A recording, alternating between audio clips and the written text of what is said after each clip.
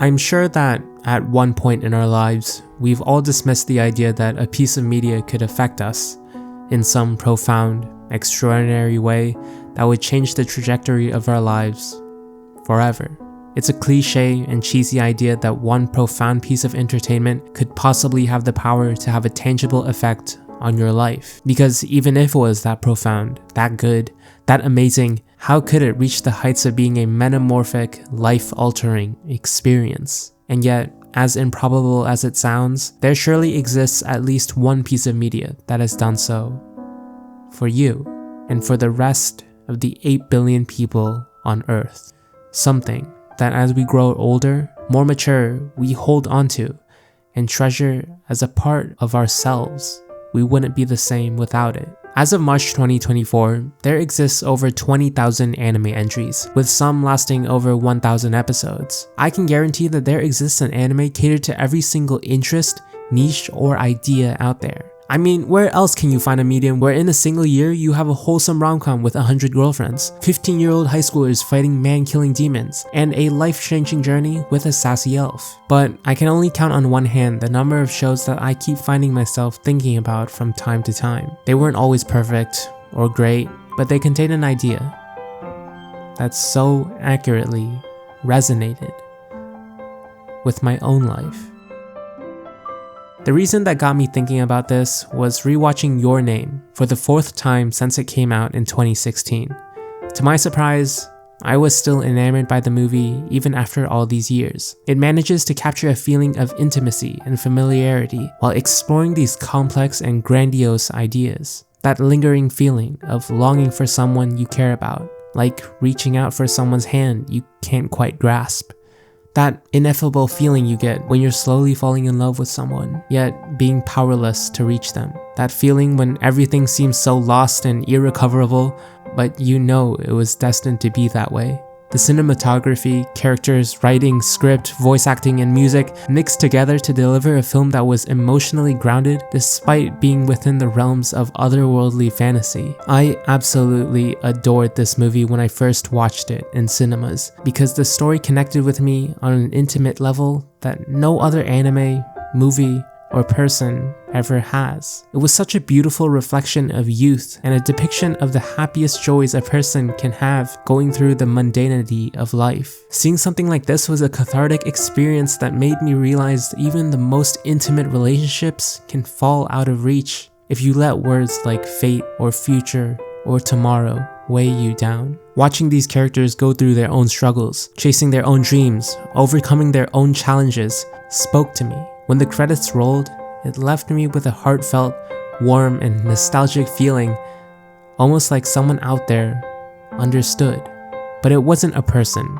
It was a satisfying mood, a familiar atmosphere, a specific quality that reminds you of a part of yourself.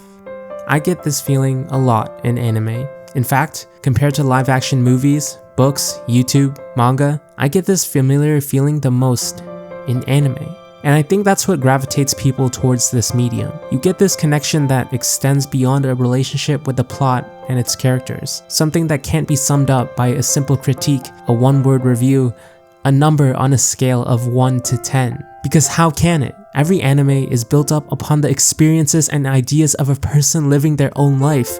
So how can we confine these ideas into good or bad, 1 or 10? It's these ideas that are reflected back onto you, onto me, and onto everyone else who comes across them. So how we interpret these ideas is ultimately up to us. We won't all share the same experience of satisfaction or disappointment. I know that Your Name isn't perfect, and as cliche as it is, that's okay.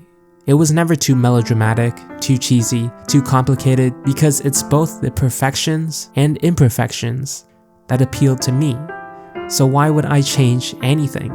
Like I said before, the thing about anime is that there exists a show for every niche, interest, issue, idea, and emotion, which is why more often than not, you'll find one that resonates with you. You can find countless characters that face the same issues you face on a daily basis, characters that fell in love with the same interest you've had since you were a kid, characters that persevered to pursue a similar dream to yours. I've talked to anime fans in the community that have told me the exact same story, that they've watched an anime that was a reflection of a part of themselves. It's what pulled them into the community in the first place. We are all bonded by the stories in anime. We all have a connection to this medium and each other that goes deeper than a shared mutual love for Japanese cartoons. When you're going this far to watch animation that specifically comes from Japan, when you're going this far to get used to reading subtitles on a screen, when you're going this far to attempt to understand a new language, you have to be a little weird. We are all so incredibly different from each other that it's not a surprise that our tastes in anime conflict as well. People tend to stick broad labels onto things, like one show's a masterpiece and the other is a guilty pleasure. But what even determines these labels? Critics? Anime reviews? Online websites? Ratings? It's alright to critique a movie or show, but our labels shouldn't apply to everyone else, since these labels aren't absolutes. We won't all reach the same conclusion. We won't all fall in love with the same show. We won't all share the same experience, but when you do share the same experience, fall in love with the same show, reach a similar conclusion, you'll be able to do something truly meaningful for yourself. Connect with someone else. Connecting with a close friend, a stranger, a superstar, a family member, someone you trust, hate, and love. Connect with the reflection of yourself. That's the beauty of anime. The fact that a medium that should logically remain trapped in a single country is able to extend and transform and connect with the lives of millions of people around the globe. The fact that it has the capacity to connect me to you, to everyone else through shared feelings, ideas, and experiences, even though each one of us is so different. As an anime fan, sometimes it seems easier to shut the door and keep this hobby to ourselves, fearing that other people might make fun of us for it. So some of us hid in our closets and rooms because we didn't want to be secretly judged and be subject to vicious words behind our back that made light of our feelings. Some of us shut ourselves out from the world. Maybe that was why, when I look back on my teenage years, I felt a need to hide my love for anime because how immature and weird must I have been to have some sense of connection with an Asian cartoon. But I never stopped loving anime. It might be because stories and characters were easier to understand than other people, but sticking with anime has led me to a community of people that could relate to my experiences, and that's what I'm truly grateful for. It's given me a connection with others that I still cherish to this day. I didn't need to feel locked up inside because I had other people around me that understood it when I said that an anime I found got me.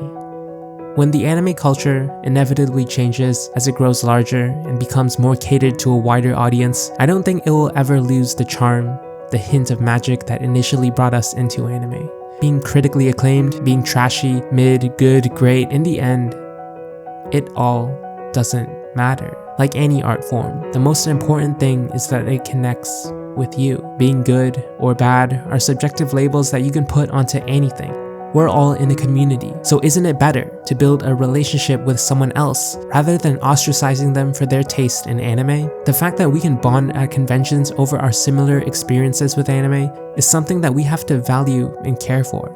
We all love anime. There's nothing wrong with your favorite show, even if it doesn't meet the incredibly high standards of perfection. And there's also nothing wrong with thinking that some perfect anime is horrible trash either. So even if your favorite show is Naruto, or 100 Girlfriends, or SAO, or Demon Slayer, there's no reason for you to hide it. Your favorite show is a reflection of who you are, your experiences, ideas, feelings, and personality. And no matter what it is, how niche it is, or how trashy it may seem, you can always find someone in this community to connect with you over it. But I guess through all this rambling nonsense, what I wanted to do was connect with you over this movie I love from 10 or so years ago. You don't have to love it, know it, or hate it. Just connect with me over it. Because that is the most beautiful thing in anime. Words like tomorrow or future